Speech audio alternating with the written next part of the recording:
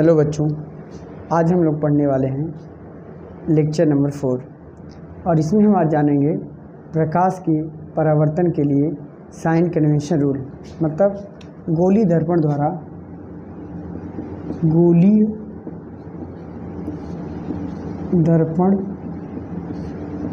द्वारा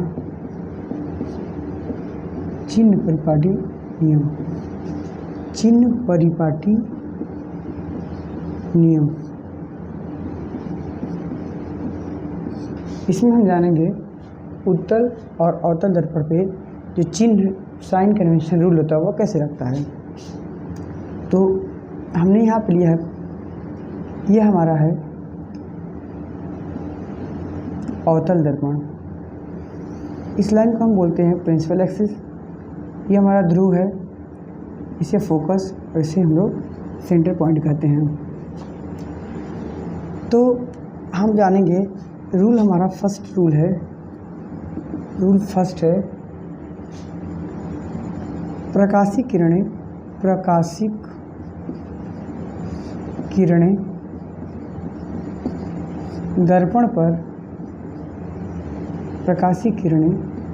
दर्पण पर सदैव बाईं ओर से डाली जाएंगी,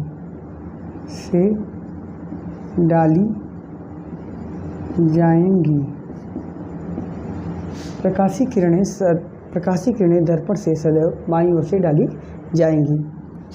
मतलब क्या है कि यहाँ पे जो होगा प्रकाशिक किरण सदैव इस तरह से हमारी डाली जाएंगी।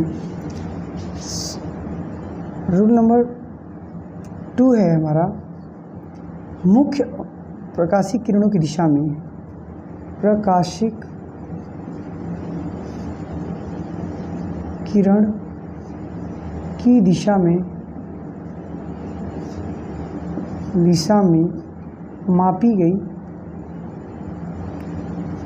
मापी गई दूरियां धनात्मक चिन्ह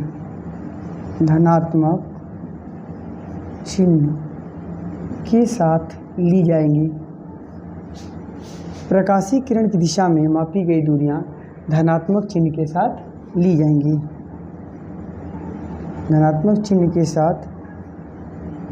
ली जाएंगी, अगला हमारा रूल है रूल नंबर 3, विपरीत दिशा में। विपरीत का यहाँ मतलब है प्रकाशिक किरण की विपरीत दिशा में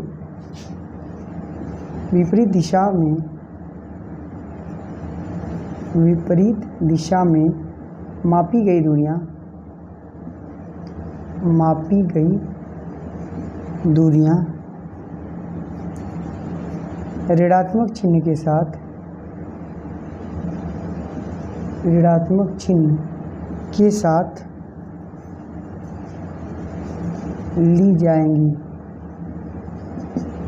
ऋणात्मक चिन्ह के साथ ली जाएंगी।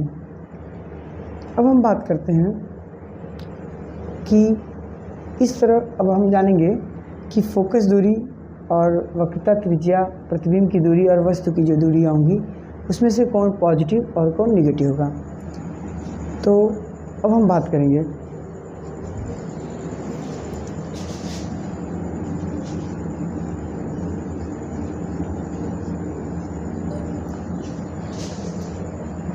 दोस्तों। देखिए, ये हमने जो दर्पण बनाया हुआ है अवतल दर्पण, इसमें प्रकाशिक किरण, ये हमारी प्रिंसिपल एक्सिस है, इस पे फोकस दूरी और यहाँ पे हमारा वक्रता। मान लेते हैं हमने कोई ऑब्जेक्ट को हमने यहाँ पे रखा हुआ है, एक वस्तु है जिसका नाम है AB, ये हमने यहाँ पे रखा हुआ है। इससे जाने वाली प्रकाशिक किरण, आपको नियम हमने पढ़ाया हुआ है कि जब भी कोई प्रकाशिक किरण मुख्य अक्ष के समांतर जाएगी तो परावर्तन के पश्चात वो फोकस से होकर गुजरेगी। ये हमारा फोकस है। तो हम आपसे देखेंगे कि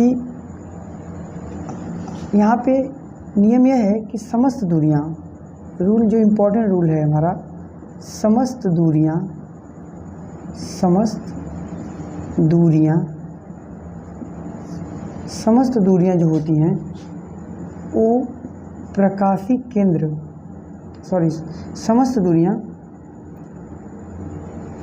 ध्रुव से नापी जाएंगी, ध्रुव से नापी जाएंगी। समस्त दूरियों को हम लोग ध्रुव P से नापेंगे। अगला मुख्य अक्ष के जो ऊपर नापी जाएंगी, मुख्य अक्ष के ऊपर जो नापी जाएंगी, मुख्य अक्ष से ऊपर जो नापेंगे उसे हम पॉजिटिव तथा नीचे निगेटिव मापी जाएगी। मतलब क्या है कि मुख्य से ऊपर जो दूरियां नापेंगे, जैसे हमने बात करें तो यहाँ पे जो हमारी वस्तु की दूरी है, इसकी जो लंबाई होगी वो हम पॉजिटिव में नापेंगे। और अगर आप देखो यहाँ पे तो यहाँ पे जो इसका प्रतिबिंब बन रहा है A डैश B डैश, इसकी जो दूरी जो कि मुख्य से नीचे है, यह आपका निगेटिव साइन में नापी जाएगी।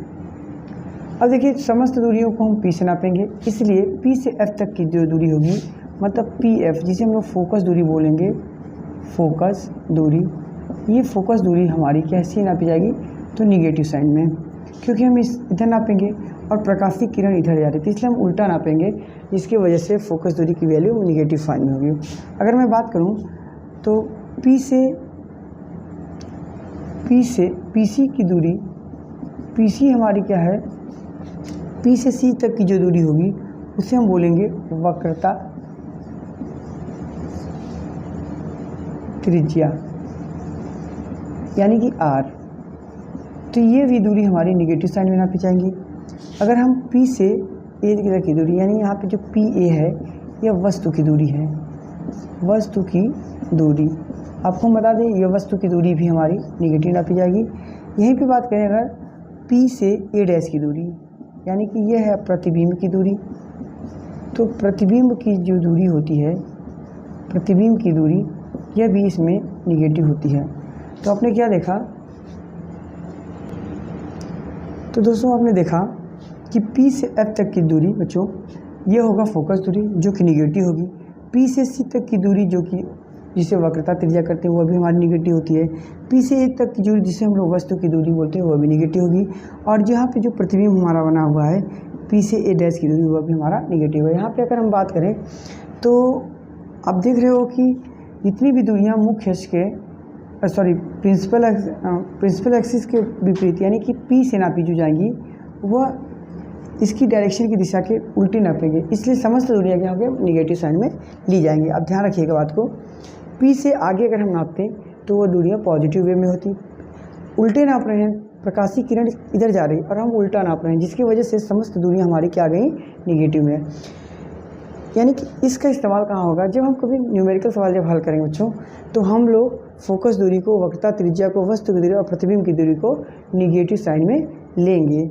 और ये तब होगा जब हम लोग दर्पण, अवतल दर्पण का इस्तेमाल कर रहे होंगे। लेकिन बच्चों अब हम देखेंगे उत्तल दर्पण के बारे में। अगर मान लो ये सन यहाँ पे अगर उत्तल दर्पण होगा तब साइन कन्वेंशन क्या होगा, ध्यान रखेंगे। हमने यहाँ पे एक उत्तल दर्पण लिया हुआ है,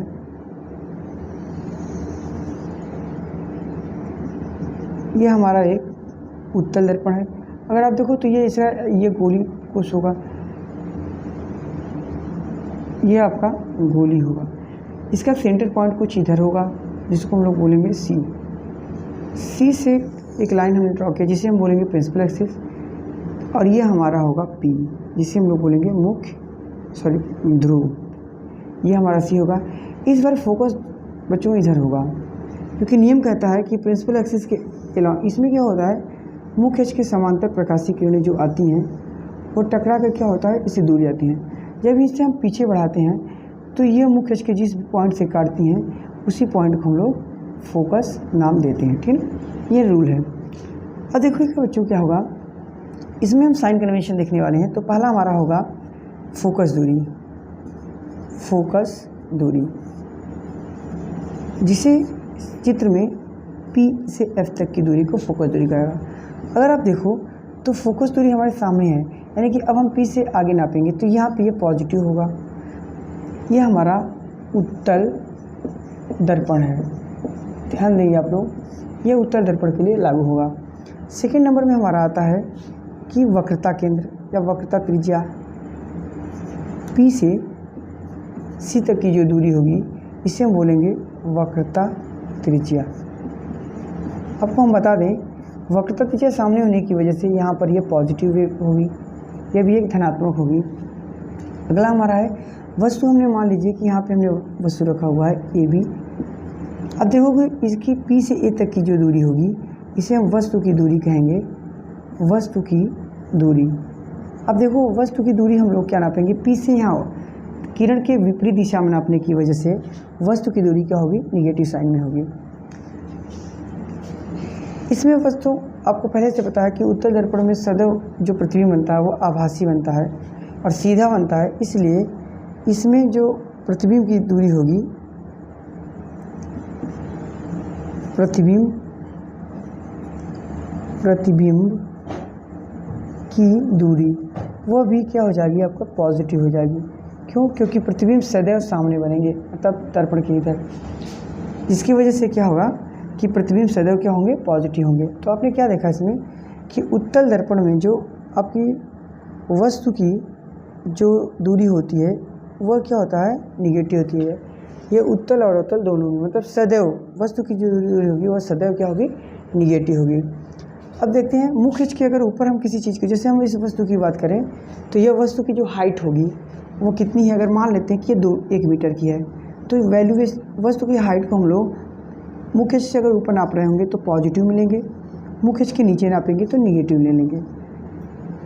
तो बच्चों अभी तक हमने जाना कि उत्तल दर्पण और अवतल दर्पण में साइन कन्वेंशन रूल क्या होते हैं। इस रूल की सहायता से हम लोग भविष्य में आने वाले क्वेश्चंस को सॉल्व करेंगे। तो आज के लिए इतना ही, हम अब अगले लेक्चर में मिलेंगे, इसमें हम आपको और भी बातें बताएंगे। धन्यवाद।